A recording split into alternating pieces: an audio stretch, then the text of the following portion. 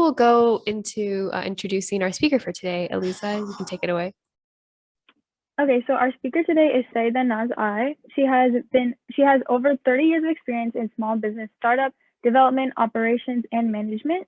She is the manager and administrator of several residential care facilities for the elderly, RCFE. Additionally, she is an entrepreneur and a licensed real estate sales agent for over 10 years. And welcome to our speaker today. And we are going to start on the questions for today. Thank you so much for joining us. If you also want to introduce yourself for a little bit, you can, of course. Assalamu alaikum. Nice to have you yet. I must say thank you to all of you and the Olive team of Olive to have such a wonderful program for the youth. And I'm really grateful for all the hard work they do. And it's my pleasure to be here.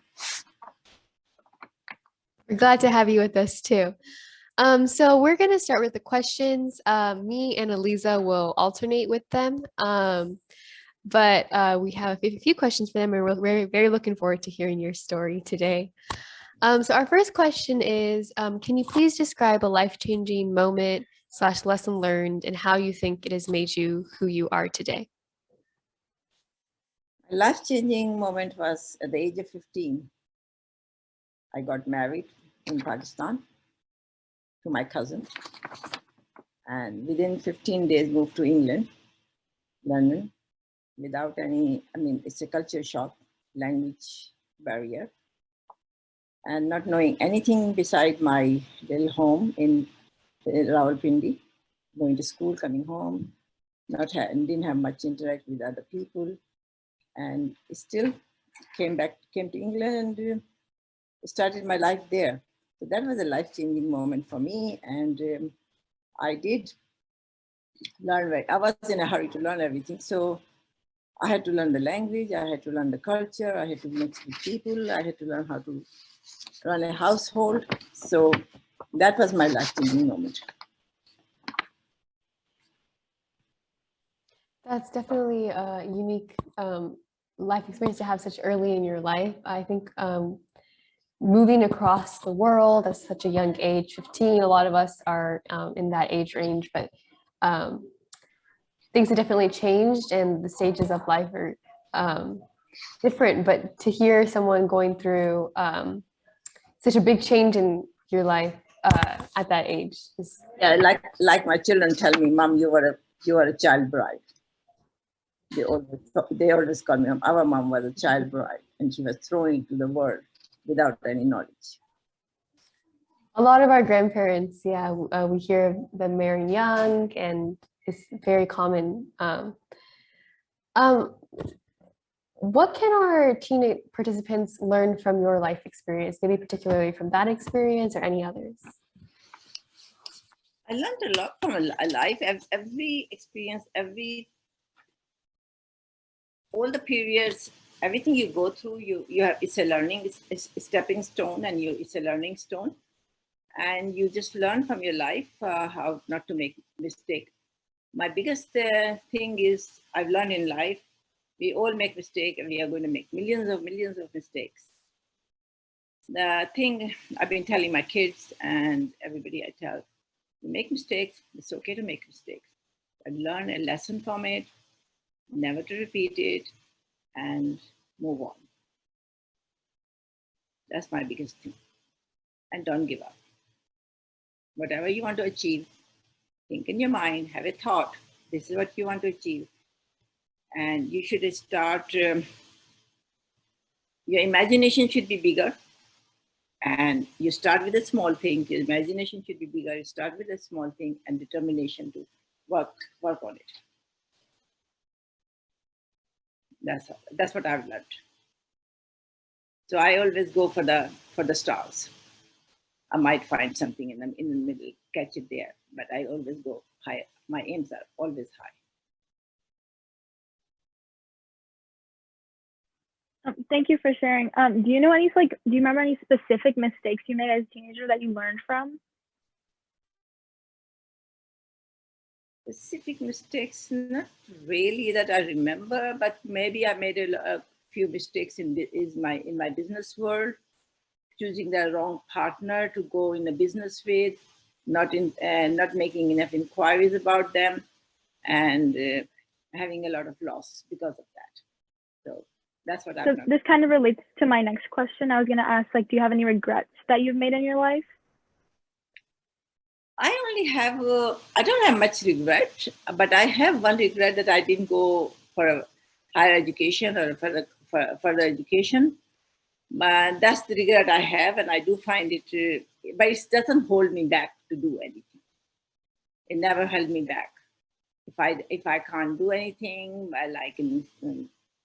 like if I'm writing a letter and I don't know how to do it, or I get help.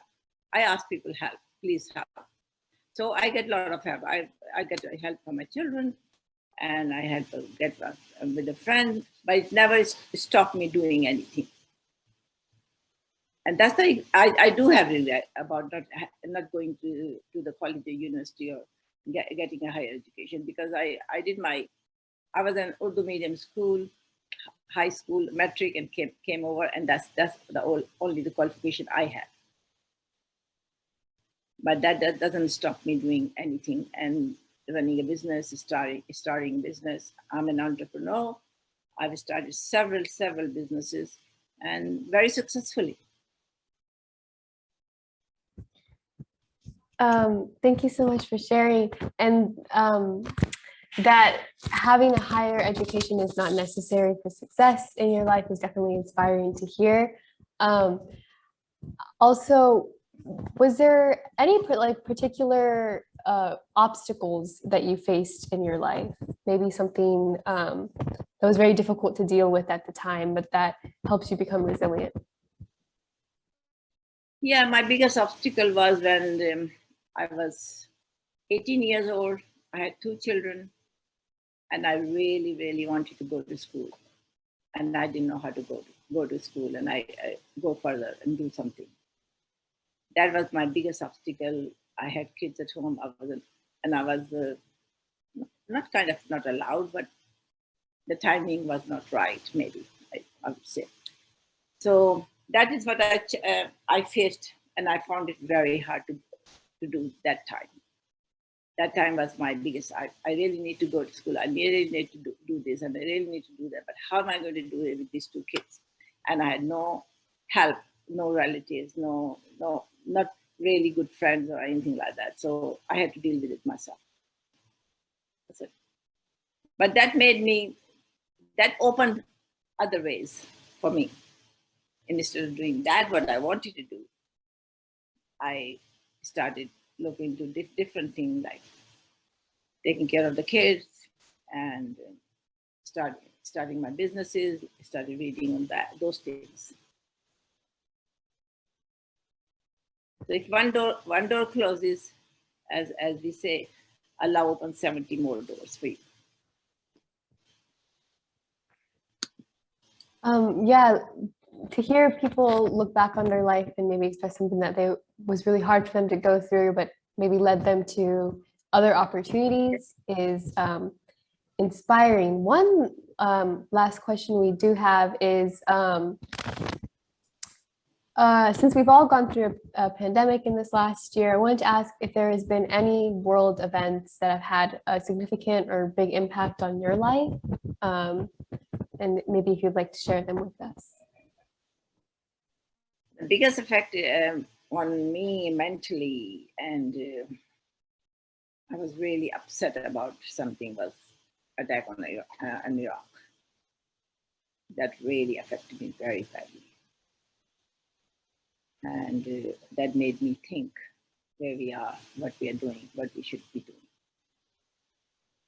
And nothing I could do about it, but it did affect me a lot.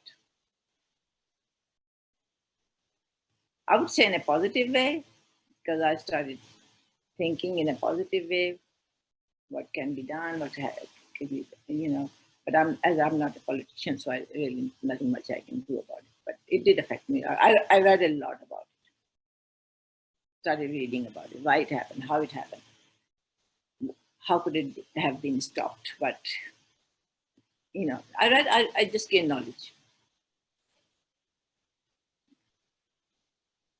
Yeah, definitely. Sometimes there are world events happening in the world where we can't do too much about them, but to just be aware of them and aware of how they happened and maybe how to prevent them from happening again is really, really beneficial. Sometimes just saying like, oh, I can't do anything, so I don't care No, is worse. but we should gain the knowledge. We should know the history, what happened and how it happened. That's like I recently saw the documentary, the Great Games about Afghanistan, 200 years history. Wonderful thing to see for everybody. Oh, what is the documentary called? It's called Great Game. Great game. Oh, okay. Yeah. 200, Oh, 200 years history. Nobody can succeed in Afghanistan. That's what it's saying. And I think it's a British person who made it. I'll definitely look into it. Yeah, things like the wars in Iraq and Afghanistan, they've continued to our life now, and we still see them in the news and in the headlines. So it's definitely a multi-generational world event that's impacting a lot of people to this day. And just more awareness is always great. So our last question is, do you have a message to the youth that you want them to know? Yes, I have a message for the youth. You all are American youth. And I would like to see one of you girls especially, to be our president. Aim for it, work at it. Don't be just a doctor or engineer and this and that. We should always, our youth should go in the politics as well. Learn from it. I would love to see one of you to be our president of the United States. And there's nothing impossible. You can do it. We all can do it. Yeah, thank you for the inspiration. I also wanted to ask, oh, sorry, it's a bit noisy in my house, but I also wanted to ask, I heard from you that you went through many different types of jobs and different life experiences working in different fields. Maybe if you want to tell us some of the jobs that you've done. It was very interesting to hear it from you before. I think the rest of our session today would also want to hear about them and how you came to do all those different types of jobs. Okay, I started in I think I was about 25, 24 years old when I got divorced. I came while I was married with 3 kids and a husband. I had everything. I had the money, I had the house, I had everything. And I pulled my kids out from a very beautiful house and I came on the street. I left him and I became homeless. So that's where I started my life once again. I had 3 mouths to feed, 3 kids to go to school and everything. That was in England, by the way, not here. And I didn't know what to do. And I was determined not to work for anybody. I was so determined that I will never, ever work for anybody. I will not do a job. I'll do something on my own. What? I did not know. Allah opens door for me. Somebody suggested and I started cleaning business. I started cleaning people's houses. I started cleaning offices and I started cleaning carpet cleaning, curtain cleaning, anything I could find, I did. And that business, I ran for 15 years. And in the end, I had 20 people working for me. And I turned it into in a big business. And through that business, I became very established. I bought my own houses, own properties. My kids went to school, went to college, went to university. And my children did PhD with that money, everything with that business. So I did a lot of business, and meanwhile, because I was growing, and I started a restaurant. I've run a couple of restaurants, and then one of the restaurants I had a lot of loss. I made a mistake in a wrong place, so I lost all the money there. Actually, total $500,000 lost completely. So after that, I took an exam for real estate. I started real estate. And while I was doing real estate, the crash happened. I couldn't do any further. After that, I said, okay, let's get on and do something else. So I was always helping people, always had been. If somebody needed help, I was always there, especially physically and sick people. I've always helped sick people. Like somebody needed a bath, I will go to their house and give them a bath. That was like from a child, I had this passion. So I thought of doing RCFE, Residential Care Facility for Elderly. I took exams, I took licenses, I opened my own house, and I made it into RCFE. For the last 12 years, I've been doing this. I opened a couple of more meanwhile, and that's about all. Nothing much. That's such a varied life experience and all these different types of jobs. And I think definitely to hear that no type of job is like below us or that. Nothing is below us. No regrets. No, I'm so proud of it. That what I did, and my kids are very proud of me, and I'm very proud of the jobs I did. In the beginning, I was a little apprehended, and I said, "Oh my God, what will people say?" And what I'm doing. But one of the English woman, girl, she was same age as mine, and I was in her house helping her raise her children and helping her in the kitchen, and we just started talking. She said to me, she was English, I was Pakistani, and we were good friends as well. We were talking, and she said, "Why do you feel that? You are providing us a service. You are in service industry." And that changed my life completely, my outlook. I said, "Wow, I am providing you a service. You need us, and I need the money." So nobody's doing a favor to anybody, and we're both doing a favor to each other. So I just carry on and put my head down and carry on with the business, employed more and more and more people, and that's it. And it grew very, very fast. When it grew, my cleaning business grew more than £500,000 worth of industry.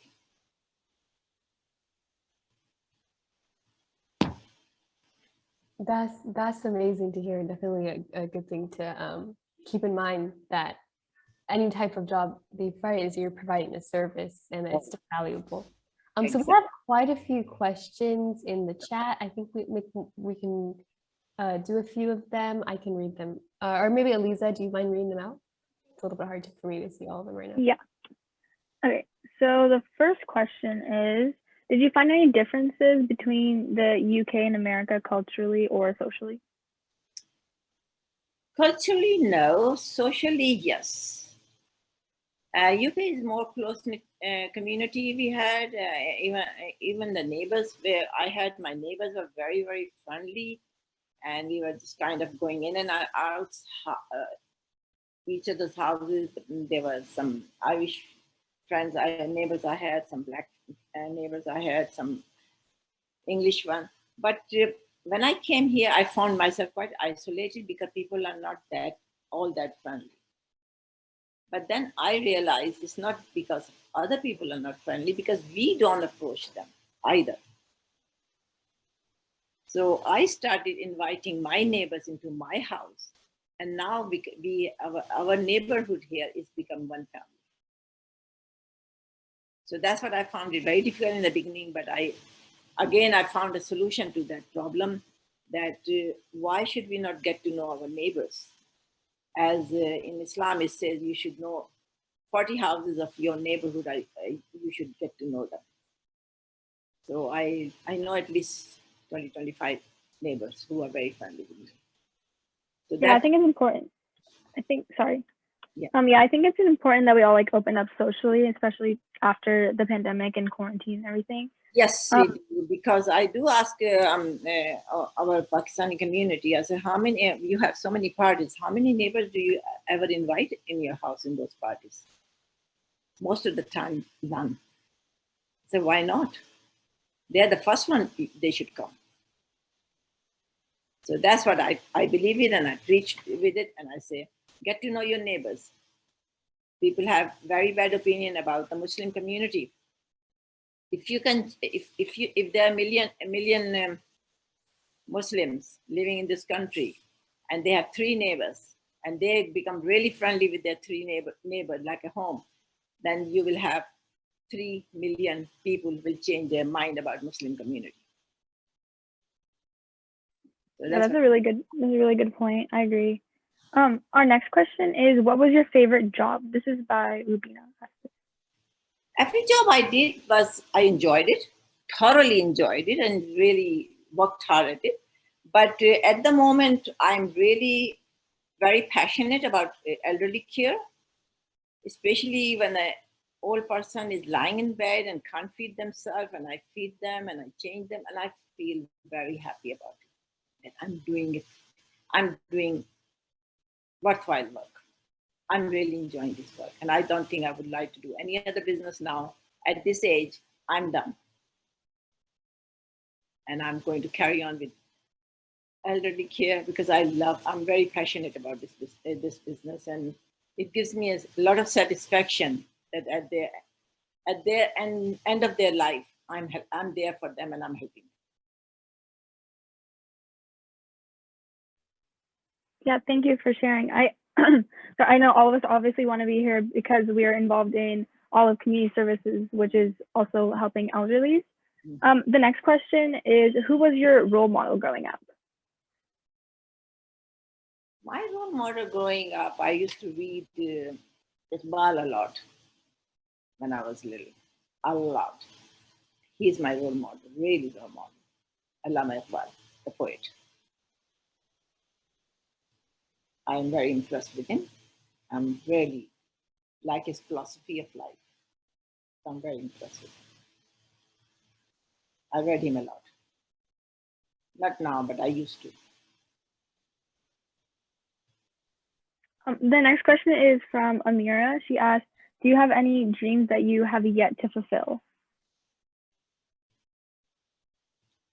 No, I don't think so. I think I've done everything I wanted to do. I have traveled the world. I have traveled in all sorts of places. I've done everything that I wanted to do. I don't think I want to do anything else now. I just want to be here for the elderly people and just be as helpful as I can be. I don't want to travel anymore. I'm done. We have 2 more questions. So one is, what are your hobbies, or like, are there any fun facts about yourself you want to share with everybody? Hobbies, I like walking because I live up on the hill. I love walking up here. It's beautiful to walk. I like reading. And I like cooking. When you get bored, you start cooking something nice and you invite a few friends and have a wonderful time. That's the main thing. And then the last question, do you have any inspirational quotes that you love?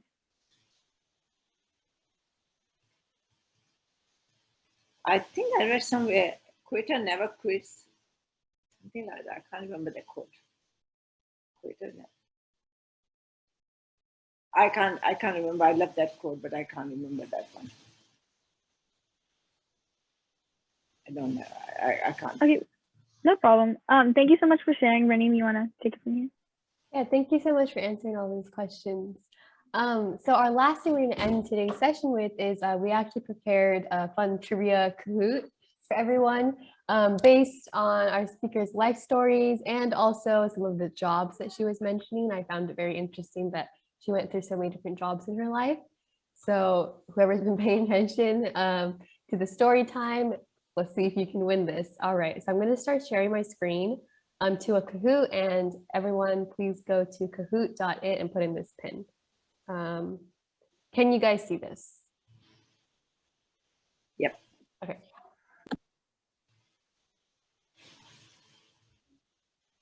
Please go.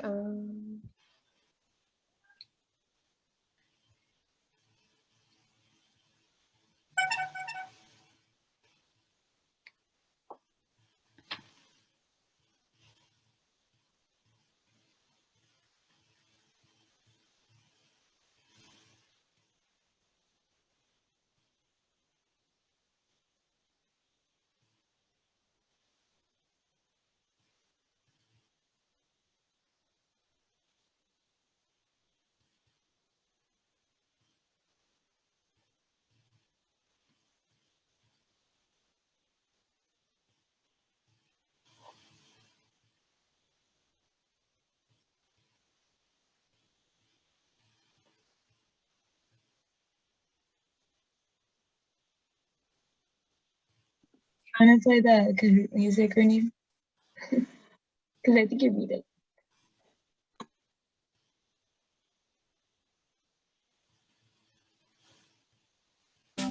Is it playing now? It is? Okay. All right. Do we have everyone in? I think there's a couple other people. Put a thumbs up if you are in like the chat options. I think there is a chat option. Yeah, thank you, Iman, got it.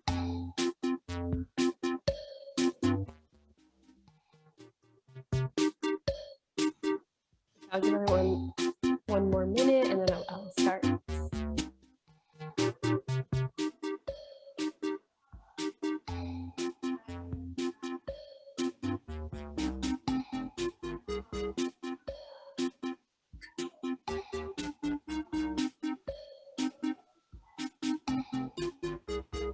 Okay, I think we're ready to start. All right.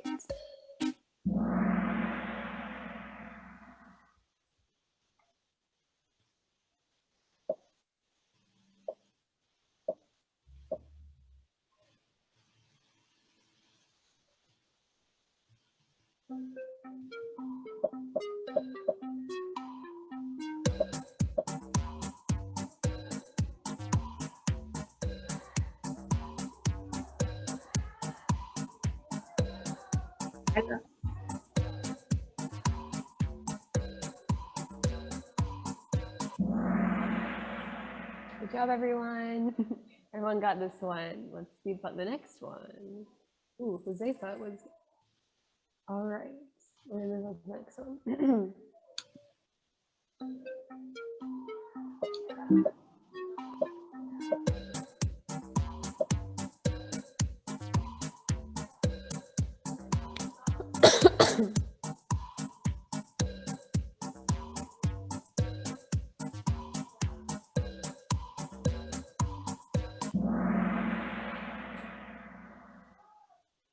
Good job, everyone. Let's see where we did. Oh. Okay. Josefa's still on top. We have some people moving up. Let's see. We have, I believe, 7 in total. Yes, 7 in total questions.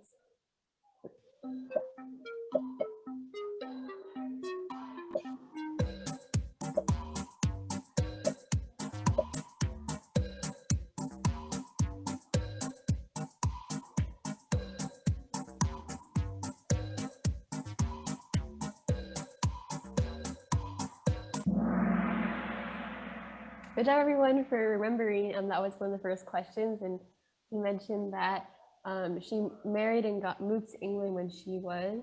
Anyone want to? 15. 15. Yeah. Good job. Good job for remembering. All right. Let's move on to the next one. Oh, we have the first place is a new person. Ooh, we have a streak as well. Let's see. Next one.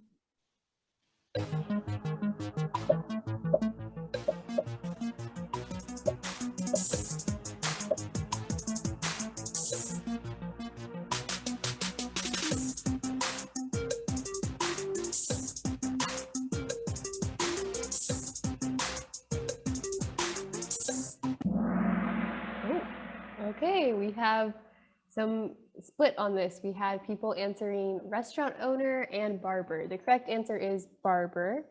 Hold on once. But yeah, she did mention that she has worked in and owned her own restaurant. So let's move on to the next one. Oh, sorry, I skipped over that.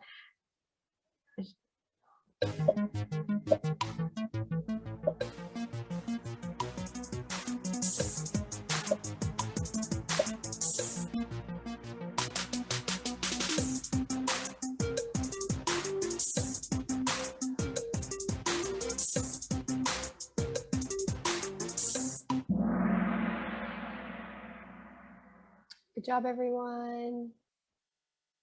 Okay.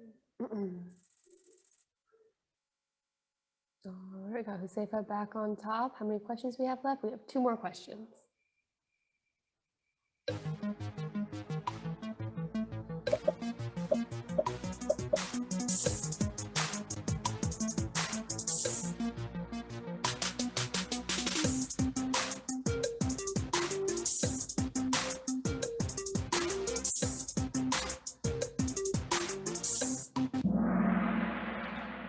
Good job, everyone. The next one. All right. Last question.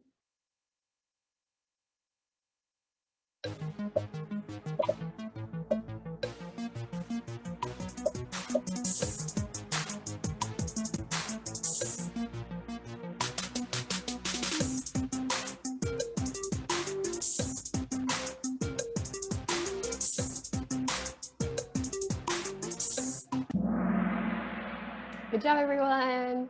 That was one of the main messages that our speaker wanted to give to us today, and great, everyone remembered it. Okay, let's see the podium. 3rd place, Aliza. Good job. Amira, good job. And first, let's see, Huzaifa. Good job, everyone. And got runner-up, Iman and Sadiq. Thank you, everyone.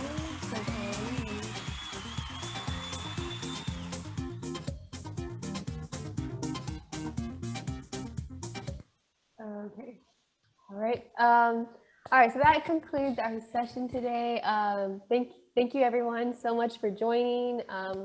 Anyone else has any other questions? And just thank you so much to our speaker for today and for such an interesting. Thank you very much for inviting me. Thank you so much, Auntie. Raneem, this is Rubina Chaudhary. I just want to thank all the youth, your group, Hanifa, and also want to thank Naz so very much and just share with everybody that Naz is one of the founding board members of Olive and has been there right from day 0. And we're continuing to develop Olive and who I see somebody's face a little bit in the corner. Assalamualaikum. How are you? I'm good. How are you? Good. Introduce yourself. Well, I'm Ovais, her son. One of the 3 kids she talked about, and he helps her. She does. Yeah, a lot. Very much. Very good to see you, Ovais. You Thank too. I'll see you soon. We'll see you soon. And Naz, really, thank you so much, and thank you for helping our youth understand your determination.